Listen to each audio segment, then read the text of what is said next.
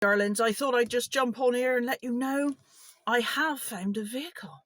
And you all rest easy in your beds now at night, knowing I got my automatic vehicle. Was lucky to find her. She's a lovely little Peugeot. Now, I've always wanted a Peugeot. I can't remember the number of her. They got their numbers as. She's a Peugeot something. She's a beauty though. She's 12-year-old, but she ain't ragged out by any means. Whoever had her before treated her like a queen. She's lovely and beautiful, honestly. I don't think, now let me turn my camera, I don't think nobody sat their backside in their seats in the back. I don't think they have.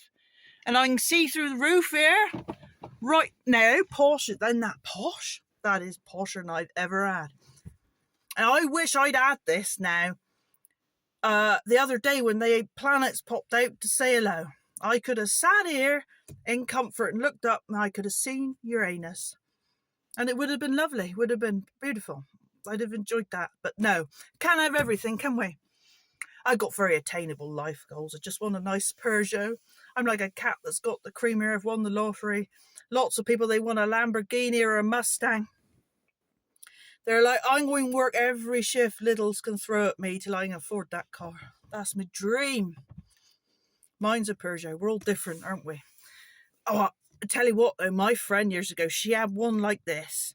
When it was newer out, I met her one floraday. I hadn't seen her for years. I met her by her car. I thought, I'd fancy one of they one day. Here I am, 12 years down the line. But Sarah, she hadn't seen me for years on this floraday. And anyway, she didn't know it. And I didn't know it. I hadn't been diagnosed, but I had this brain tumor growing. Now, I knew long before they told me, but they wouldn't listen. But I was lucky. It wasn't malignant. It grew in like a sac in my brain. It was like contained. It was like a ball bag on my brain, basically, there. But it caused me great trouble. I nearly lost my life. No joke, I did. But we didn't know it. The doctors were like, no, you're imagining things. Anyway, we was going up Main Street now, floraday, watching everyone drunk, rolling in the street. Very festive. No, I do like floraday, but that is accurate. So going up Elston Main Street now, and one of the symptoms was I'd lost my hearing in this ear. Couldn't hear nothing, deaf, but they wouldn't believe me. It's like, no, he's blocked, I expect. Blocked. No amount of oil, olive oil. I tried every olive oil in my ear hole to try and get rid of that blockage. My ear was like a loaf of bloody focaccia bread. I had that much oil in it. Nothing was shifting it. So anyhow, I was walking up at Main Street. Sarah's there chatting next to me. Well, I couldn't hear her. And it was a painful feeling. And like when it needs to pop all the time. So I was there walking along now, going up the Main Street. Puffing and blowing like Billy-O. And she said, "Are you all right?" I said, "Can't hear nothing, Sarah, in this ear. Can't hear nothing. They say it's blocked." Oh, she said, "Try a bit of olive oil." I said, "Yeah, all right." Anyway, so that was that. So I kept walking. Anyway, another symptom was I was losing my eyesight for 2-3 minutes at a time, more as time progressed. But they were like, no, you're imagining that too. Well, this floraday now, I was up near Doble's up Main Street. And I grip hold of Doble's because I lost my eyesight suddenly. So I was there holding on to Roy Doble's now. Couldn't see nothing. I aren't talking fuzzy or grey or black. Totally nothing. Sarah said, "You all right, Mel?" I said, "Can't see nothing. I can see nothing for me. Go give me a minute." Well, she said, you can't see nothing. I said, "No, I'm going blind a minute." She's like, "Right."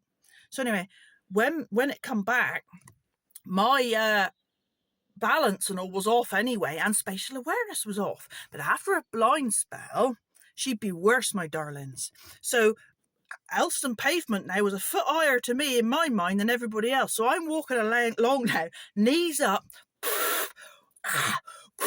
knees up. Sarah's looking at me like, what is going on here?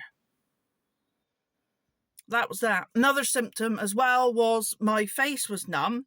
Not paralysed yet, but it was on the way. But my lips was loose here. Totally loose. I had no control. So I was dribbling all the time. So much dribble. Drooling like a bull mastiff I was up that Main Street. Down me top. Sarah said, "Mel, you're dribbling all over yourself here." I said, "Yeah, I know.